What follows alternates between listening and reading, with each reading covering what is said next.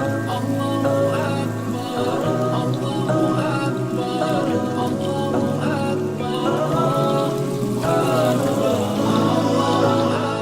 the four subheadings under the main heading of i'rab. The first subheading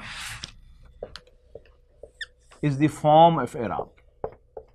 In Arabic, you will call halat of i'rab, status. In general, when we will talk of i'rab in future, we will be only talking of the halat of i'rab. The others are actually the subheading of this basically. Then is how to express i'rab, or the expression of i'rab. How to express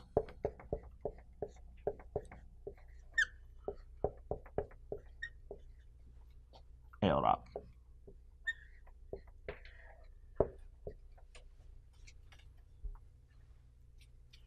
In Arabic, you will call it izhar, indication, izhar of i'rab.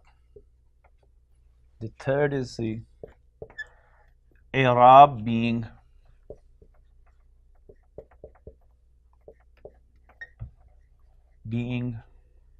light or heavy. Arabic of light is khafif,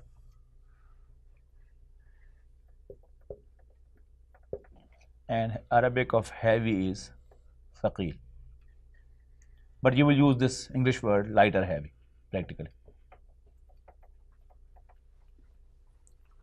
And the last is response to the call of i'rab. You see, gradually we have switched over to the Arabic term i'rab. Now I am no more calling it the status. So now you are familiar with this word. Now onwards we will use the word i'rab directly. So there are four subheadings: the form of i'rab, this is the actual status. Then how to express this status or how to express this i'rab. Then i'rab being light or heavy, and then the last is the response to the call of i'rab. That a sentence or a construction requires the noun to be expressed in a certain way that it is indicative of the form of i'rab, but certain words they don't respond aptly or correctly, or they don't respond at all. So there will be categories regarding that. But even then, the ism has to have the i'rab, the noun has to have the i'rab. It may or may not be expressed properly. For example, in English, as far as written word is concerned,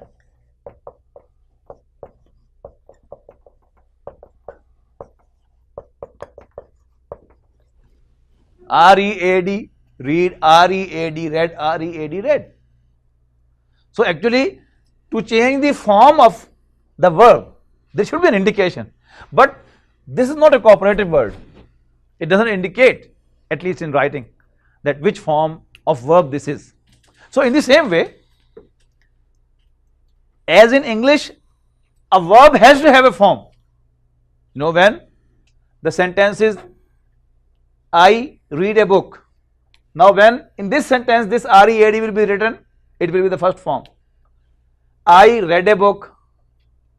Now this is the second form. The book was read, this is the third form. So form is there, but it's not being indicated. So this is the subject of this response to the call of i'rab. So first of all, we take the first subheading, and that is the form of i'rab. Like in English, there are three forms of i'rab. In English, we call them nominative case, possessive case, and objective case. In Arabic, we call them, the first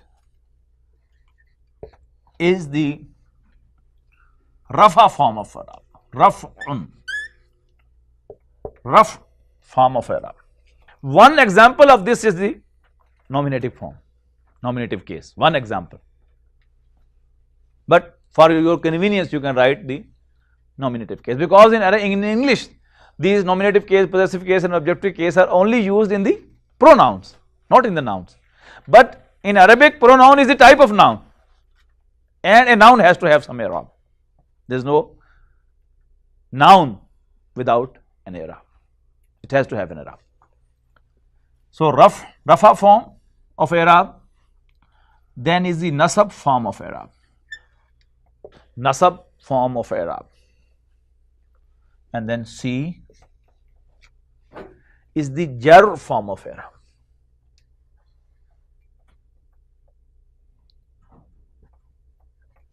This is tashdeed on the ra, jar. You spell it as jar form of i'rab. For our convenience, basically, rafa means height, to be raised. So we will indicate it with an upward arrow. That's just our class format, nothing to do with the classical standard Arabic. This is just our class format, that just to indicate, instead of writing the whole word, we will just indicate it with the upward arrow. And nasab means to be fixed straight down into the ground. So a downward arrow will be the indicative of nasab. And jar means to be dragged. So the flat arrow will be the jar form of i'rab. That is just the indication. Comparable, you can say, comparable with nominative case, nominative case, and then objective case,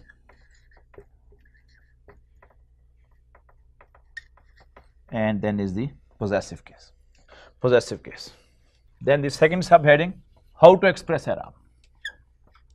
This was B, how to express i'rab.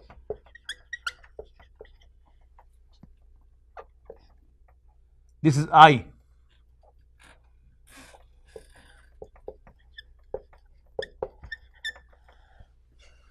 I'rab. So how to express i'rab?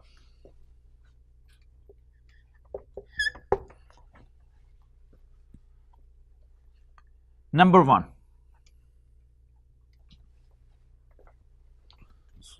this was 2, I think, Roman 2. Here will be A. First is by change of vowel sound. By change in vowel sound. Vowel sound. Again, subheading of this is, you can say, capital A is by change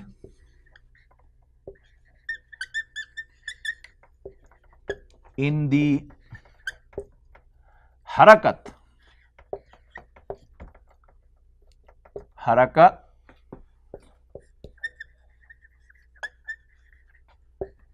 of the last letter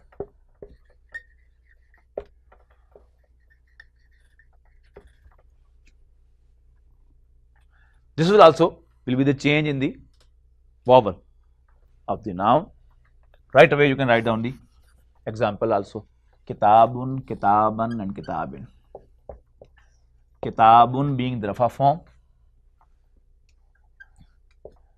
kitaban being the nasab form, and kitabin being the jar form.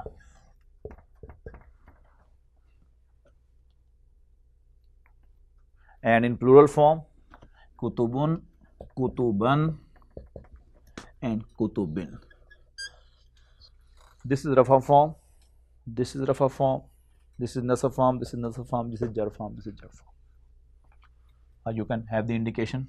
First is by change in the vowel sound. In this subheading, subheading is by change in the haraka of the last letter.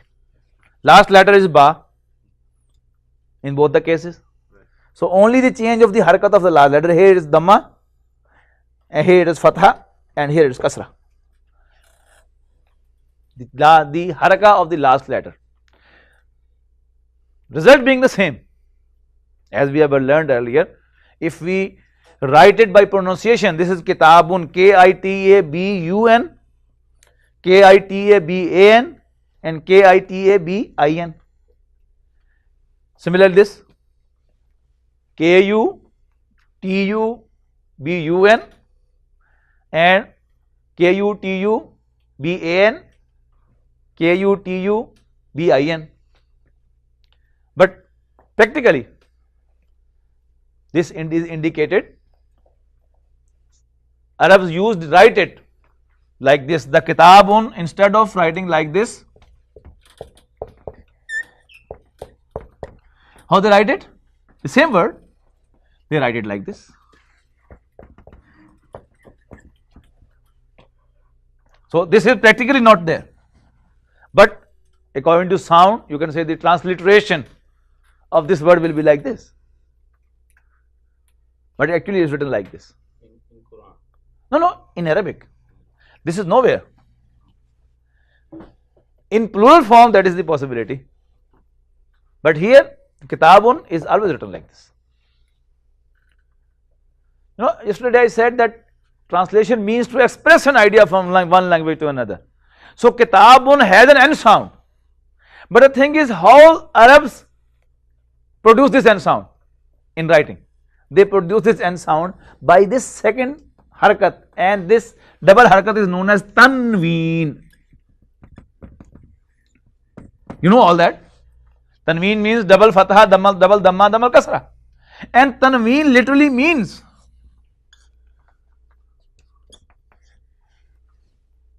to produce noon. To produce N sound. So N sound can be produced in two ways, by this additional harakat and by practically writing an noon. Now this is actually the general. Mostly the nouns will be, unspecified nouns will be having the expression of Arab in this way. Unspecified nouns. Unspecified. Note down this word. The unspecified nouns, the Arab will be expressed by the harakat of the last letter. Ba is the last letter, and this is the harakat dhamma, this is the harakat fatha, and this is the harakat kasra, and the harakat of the last letter is the indicative of the Arab. This is the unspecified nouns. Now in different categories, the regular plural forms of masculine and feminine both, they will have different ways of expression. Then the musanna forms, they will have a different way of expression. That will be through the Arab, but it is not necessarily the harakat of the last letter. Musanna being two, the noun used for the two number. As I told you, the plural starts from 3 in Arabic language. So there is a separate word for 2 number, and that is called musanna, that form. So in musanna, Arab will be expressed in a different way. In the regular plural, it will be a different way. So this is irregular plural. Kutub is the irregular plural. Muslimun is the regular plural, that we will learn later on inshallah in detail, but just to give the reference, Muslimun and Muslimin, they are regular plural forms under principles. But Kutubun is just in usage. Nabi, the plural is Ambiyau, but Rasul, Nabi and Rasul are almost the same thing. But the plural of Rasul is Rusulun. You understand my point? So this is the unspecified. But when the form of plural is specified or the noun is specified, then we have to look into that category, in that particular category, how the Arab is expressed. Is that clear? So by change in the harakat of the last letter, this became the subheading of the second subheading of Arab. Now we take the other example. B, change in middle. The same change of vowel, change, you can write down for your convenience. The change of vowel in the middle of the noun. Change of the vowel in the middle of noun, and the example is Muslimun and Muslimin. Muslimun is the Rafa form, and Muslimin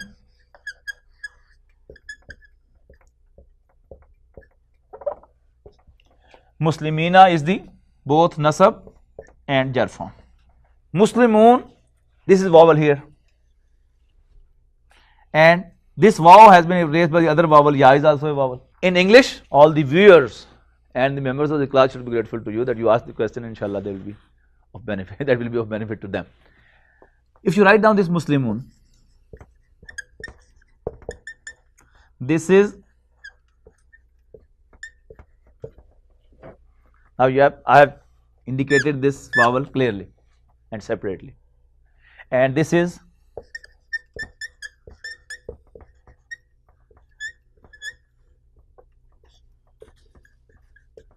it clear? So in the middle of the noun there is a change in the vowel. So this change in the vowel has changed the form of i'rab. Muslimun was the rafa form and Muslimin is the nasab and jar form. This is Muslimun is Muslims. Now 3 or more. Now the Arabic of 2 Muslims in rafa form is Muslimun, Muslimani, and in nasab form is the Muslimaini. Again the only change is of the vowel sound. This is alif is a vowel and ya is also a vowel. To make it more clear, how to write down Muslimani, and this is Muslimaini, Muslimaini. So ai, again the vowels. So in each category, this is for 2. You know, both mean 2 Muslims. Don't concentrate on the meanings. We have to study each and every subject separately in the heading of number. But now we have just to concentrate on i'rab, that unspecified nouns mostly they will be indicated with the last letter, the harakat of the last letter.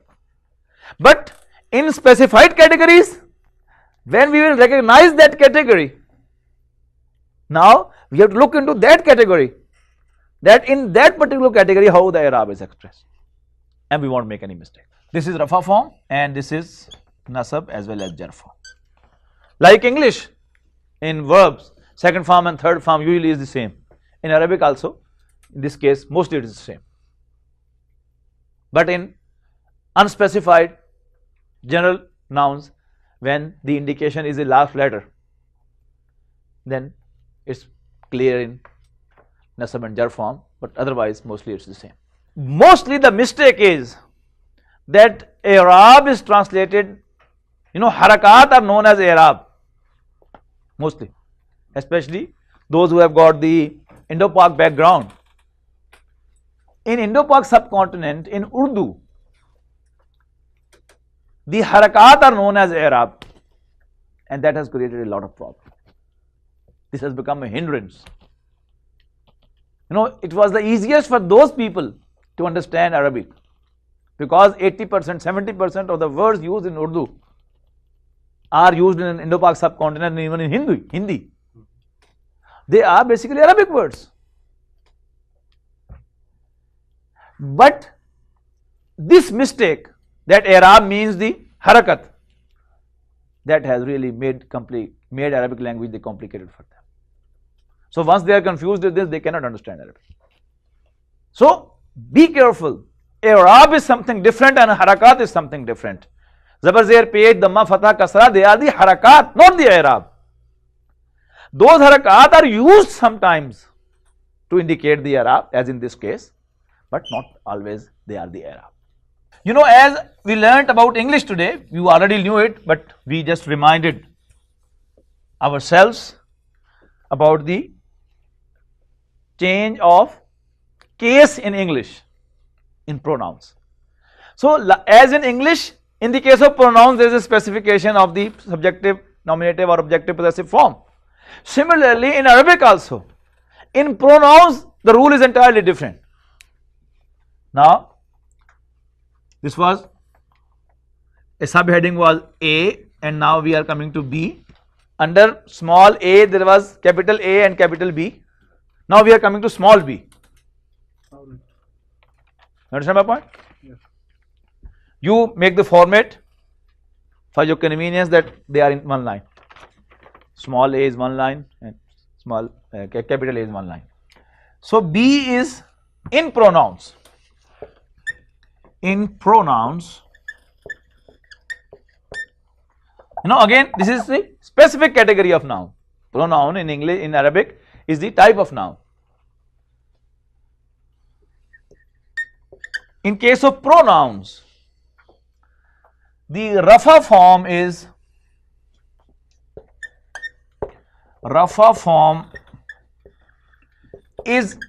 always an independent word. Always, no exception. Always an independent word.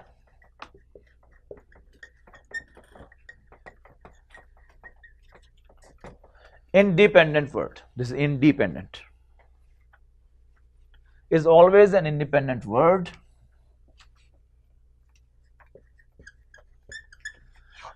While nasab and jar form, nasab oblique jar form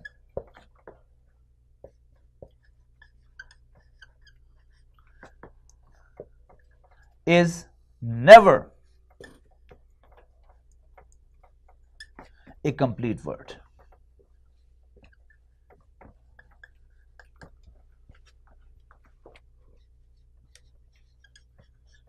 But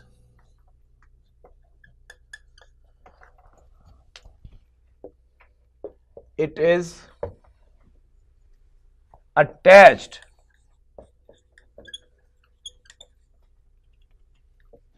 to noun, it's attached to ism, fail or harf. It's attached to an ism, fail, oblique, harf. When whom is a separate word, it means they. But them are there. It will never be an independent word. It will be a whom attached to something.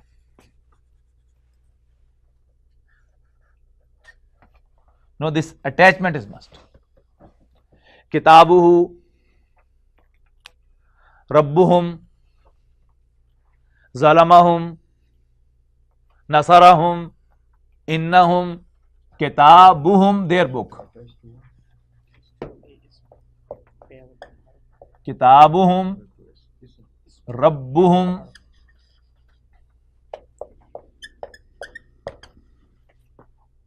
Nasarahum,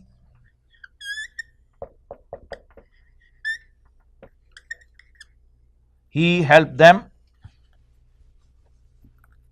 Rabbuhum, their Lord. Kitabuhum, their book. Nasarahum, he helped them. Ra is the letter which doesn't allow any attachment to it, but it is a single word. But I give you another example in which it will be very clear that it's attached to it. Qatalahum, he killed them. Qatalahum, he killed them. This, them is the objective form and there is the possessive form. In Arabic, interestingly, there is no verb without a pronoun, in which inbuilt pronoun form is not there. The subject is not there in pronoun form. There is no verb. A verb has to have its subject within it in the pronoun form. These are the classics of Arabic language that you will enjoy, inshallah. 6,500 ayat could contain the whole guidance for mankind. If it is she, then it is qatalat. The verb will change. If it is I, then qataltu. If it is you masculine, qatalta.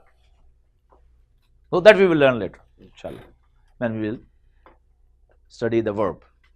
الذين آمنوا وتطمئن قلوبهم بذكر الله